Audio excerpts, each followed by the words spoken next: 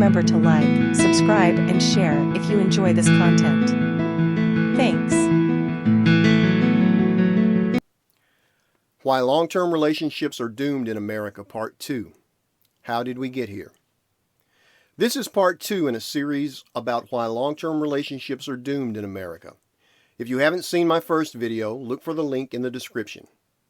In the last video, I explained why our economy and the forces that drive American business prefer us to be anxious, angry, afraid, separated, and segregated. Because it's profitable.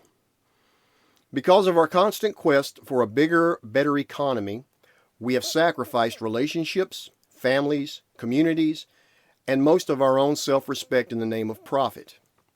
No matter what kind of misfortune you may encounter in first world countries, you can bet that there is a business ready to profit from your misfortune. And when there is no misfortune, well, you can create one for yourself, even if it's in your own mind or your own hurt little feelings. And your therapists and lawyers say, thanks for your business. So, are long-term relationships really doomed? According to the current trends, it would appear so. The reasons are multifaceted and numerous, but let's start with this one. Technology is moving faster than our evolution. For example, human beings have evolved over the course of thousands upon thousands of years to prioritize survival first, then survival of our community second, in order to remain at the top of the food chain. Up until about 12,000 years ago, when people began to be agriculturally inclined, our ancestors were hunter-gatherers and nomadic, banding together in groups of roughly 150 people. Today, we think of ourselves as being modern, but our own biology is still set up for survival mode, just like it was 50,000 years ago. You can see this very well when we hear what men and women prefer when searching for a mate. When polls are conducted for women and the question is asked, what do you really want in a man? There are three things that always end up at the top of the list, no matter what country or race of woman is being polled. Women seek, first, safety and security, second, social status, and third, attractiveness.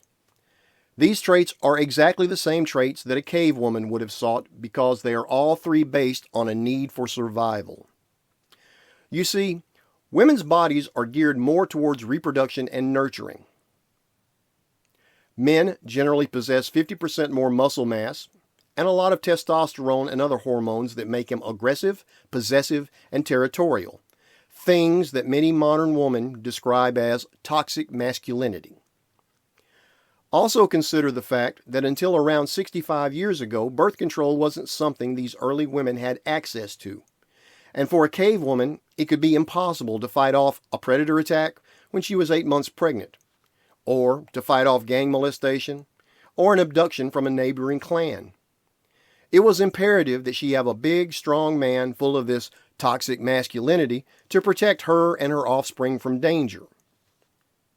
It was also very hard for a woman from ancient past who was pregnant or nursing an infant or had a couple of toddlers to look after to gather enough calories for them to survive on.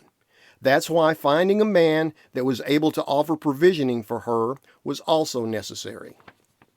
As far as attractiveness goes, just like modern women, women of ancient past generally looked for a man that was taller than her, with broad shoulders and narrow hips, a guy that looked like he could get shit done.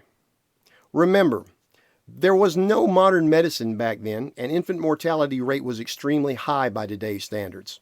She was looking for a man to breed with that fit this bill because she wanted good, strong genes to pass on to the children for a better chance of their survival.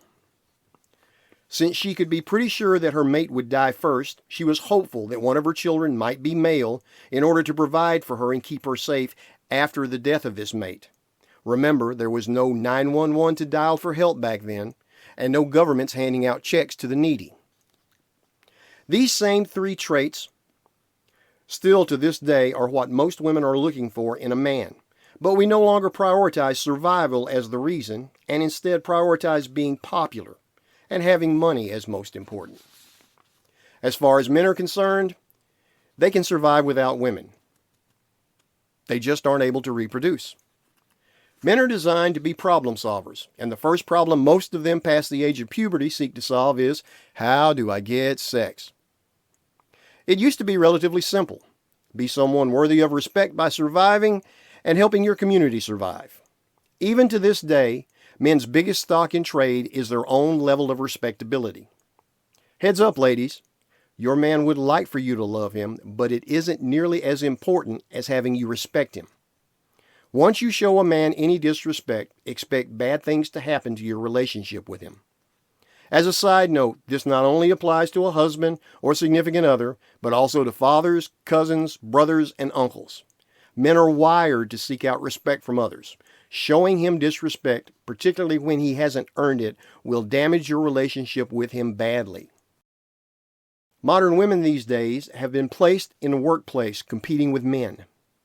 In order to adapt to a once male-dominated workspace, women have had to adopt masculine traits, like being more argumentative, more aggressive, and more provision-based.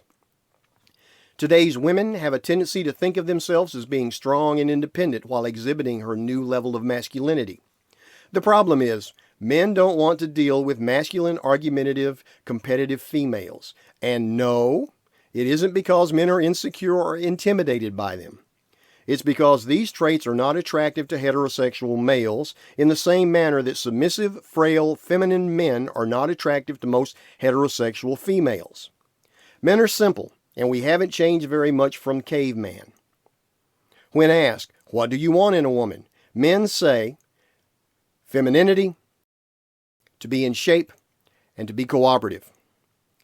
The current problem is the media, movies and television, books and magazines have all joined forces in creating a false narrative that somehow women are a prize that men should pursue when nothing could be further from the truth.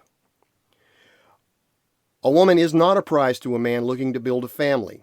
She should work at becoming an asset to the man by being on his page, following his lead, and doing everything in her power to enhance this man's level of respectability. Of course, she can have a life of her own. She can make the choice. Men set the value of the sexual marketplace for women. At the top of this sexual marketplace is now and has always been a virgin, plain and simple.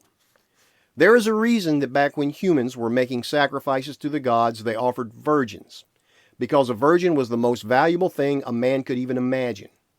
No matter what politically correct line a man gives you about this subject these days, make no mistake, he would prefer a virgin for a wife, even in our modern age.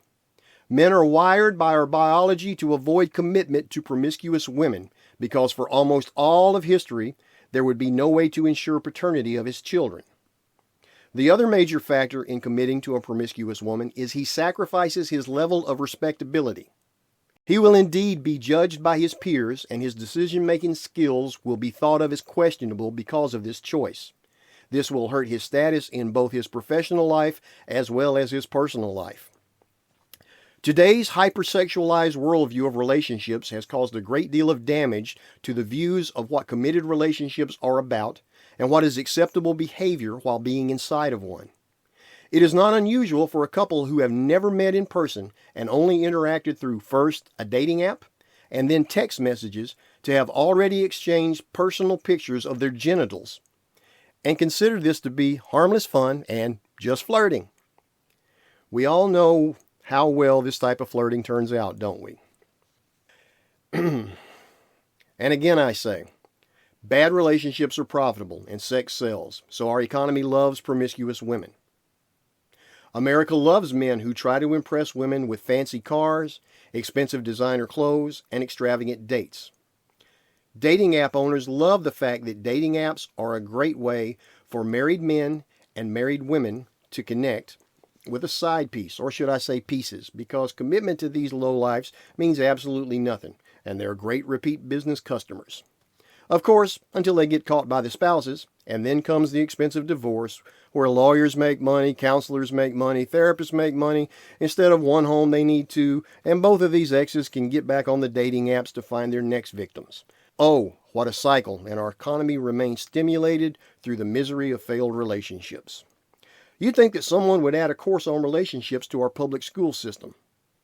But then again, have you ever considered that our public school education avoids that subject for a reason? More to come on the doom of long-term relationships. Be well and survive.